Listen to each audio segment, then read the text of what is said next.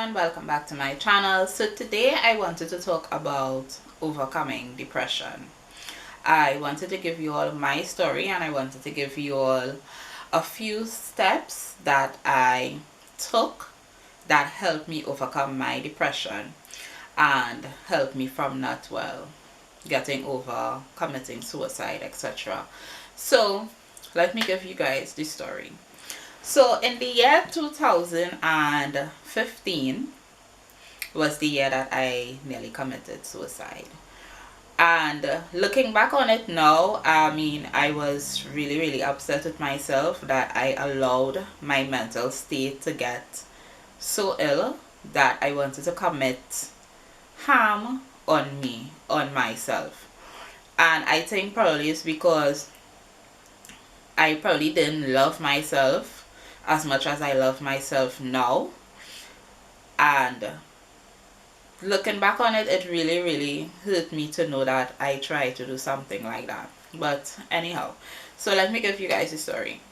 So it was on a Friday, and the reason why I chose that Friday is because sometimes when I get home on a Friday, I never really went anywhere for the weekend. I will stay in until I have to go to work the Monday. That Friday morning, I got up like normal, got ready, went to work, sat, talked with my coworkers like normal, had a good time. No one would have suspected anything, because when I left the house, it's like I just put this mask on my face and automatically a smile just came to my face. So you would never know if I was hurting or if I was in pain or anything like that. You just would never know. So I remember the Friday leaving work, waving to my coworkers, tell them, okay, enjoy the weekend, see you guys Monday, knowing what I already planned to do when I got home. When I came home the Friday evening, it was like my whole mind just went blank. And I remember sitting down on a chair and tears just automatically start flowing, just like that. It was like my mental state knew that I was fed up, and my mental state knew what I was preparing to do.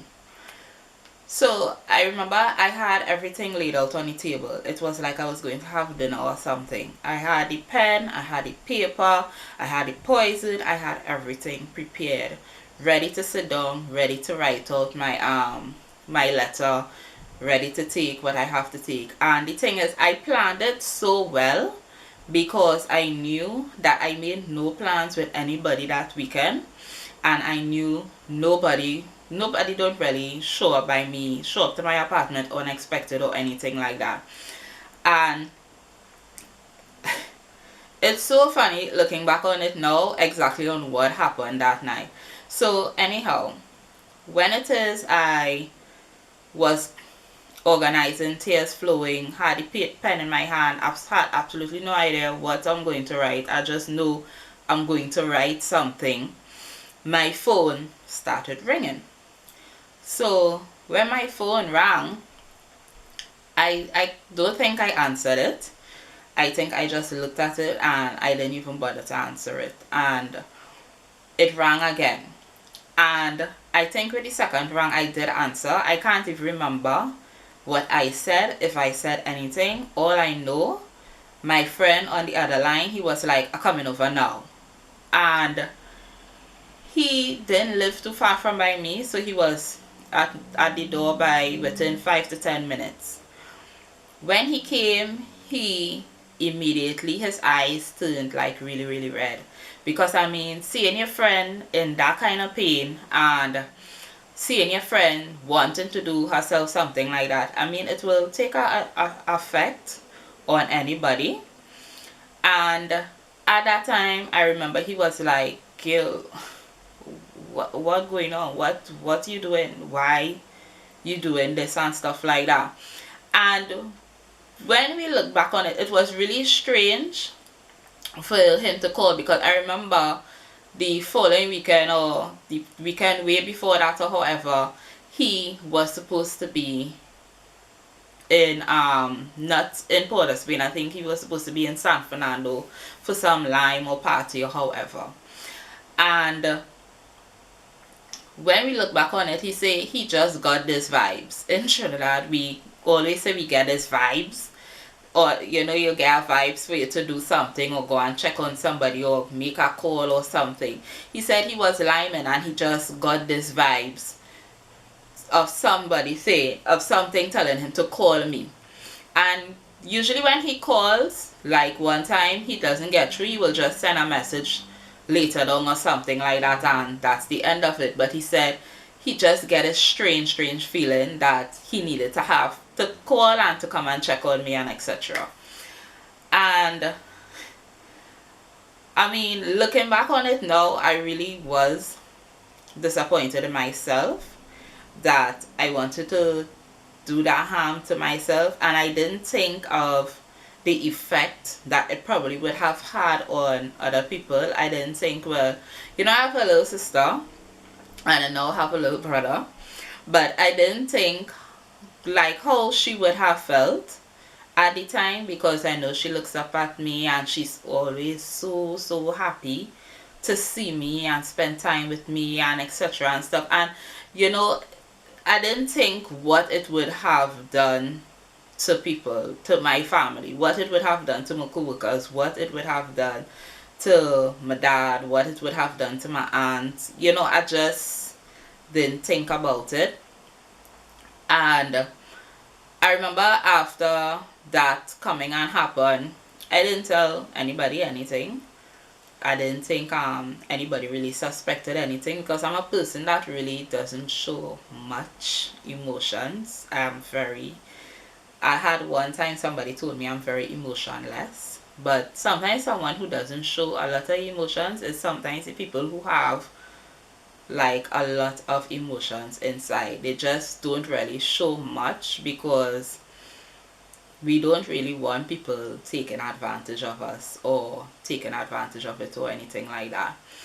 So I remember when I came out of that situation, I prayed a lot.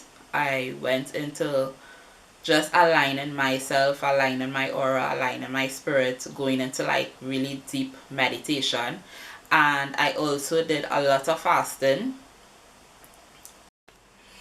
Yes, guys, sorry about that. So I wanted to give you guys like the 5 steps that helped me to overcome my depression and to make me come out of that stage of committing suicide and stuff. And this helped me a lot. It helped my mental state a lot. It helped, you know, just to keep myself calm and keep myself, you know, keep my mental mind really strong. So one of the things that I did, and I had always loved doing this, and I don't know why I had stopped, but I always loved doing this. One of the things that I started back doing was crocheting. I'm crocheting this bikini. It's not quite finished. I still have the panty and stuff to make, but yeah, I love, guys, I love to crochet. I made this. I just honestly use it for under the lamp. And this, I think for me, crocheting has it keeps me relaxed. I don't know if that may sound strange to some people, but it keeps me relaxed, because you know, you feel good that you're making something with your own hands from scratch, and then looking at it and seeing the end result, you're like, wow, yeah, I made this. You feel good. You know, it makes you feel nice. It makes me feel great. One of the next things that I did is every morning and every night before I go and sleep, I read a scripture. Every single morning, before I pick up the phone, before I pick up the tablet, before I pick up any form of electronics. And the thing is, when I'm by my boyfriend, I think he learned this so good, especially night and stuff. He's like, you're not going to read your Bible before you go and sleep. It's like he gets so in tune to it that even if it is I'm too tired, he'll be like, no, go and read a scripture. And you know, that's the joy of it. Always have somebody pushing you, motivating you to continue to doing what it is you like to do. And I realize that every single morning when I get up and I read a scripture, my whole day feels so relaxed. Like so relaxed, honestly speaking. It really feels like, I don't know, you could throw what you want at me for that day. It ain't gonna work. Trust me. Another thing I started getting into, and this really helped me, was meditation. I started reading a lot of books on meditation, why it's important to meditate, what's the purpose of meditating. And I realized that from the times that I have meditated and aligned myself and cleansed my aura and keep my energy up, that it makes me feel really good. Like that anytime I'm around people, people are always like, you have such a nice vibes, you have such a nice personality. And how it is, you know, people just feel this kind of joy sometimes when I am around them.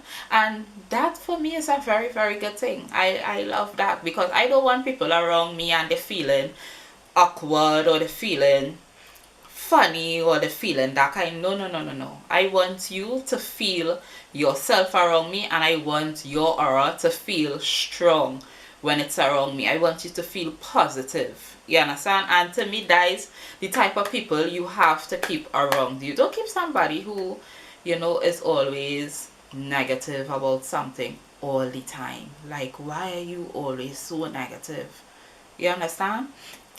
Another thing is photography. Everybody who knows me personally knows this is my passion for years. I am now I'm thinking of doing it as a professional business, but I don't know, something about doing photography honestly makes me feel good.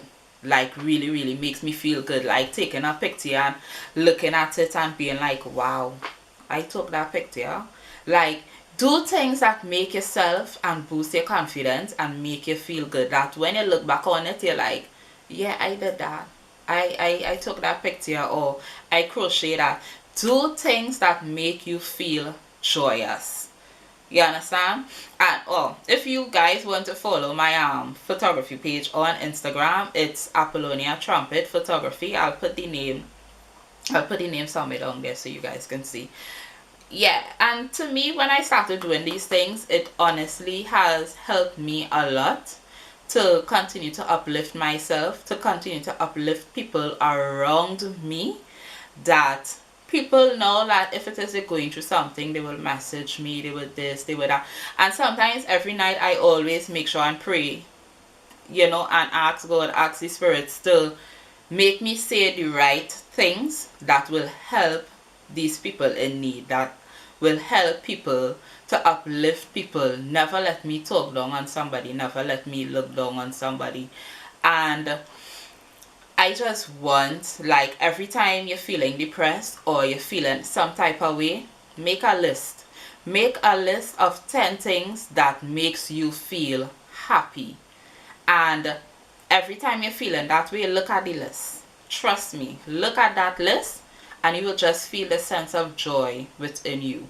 Or whatever hobby that you enjoy or you like doing, look back on it. Look back on that picture that you took, or that thing that you crochet, whatever your hobby is. And trust me, you will feel the sense of calmness within you. So guys, I hope what I said to you really helped you. I hope it uplifts you, and I hope you enjoy my little story time. Thanks again for tuning into my channel. Wherever you are, my love, my joys, my kisses are all to you. So stay tuned for another video. Bye.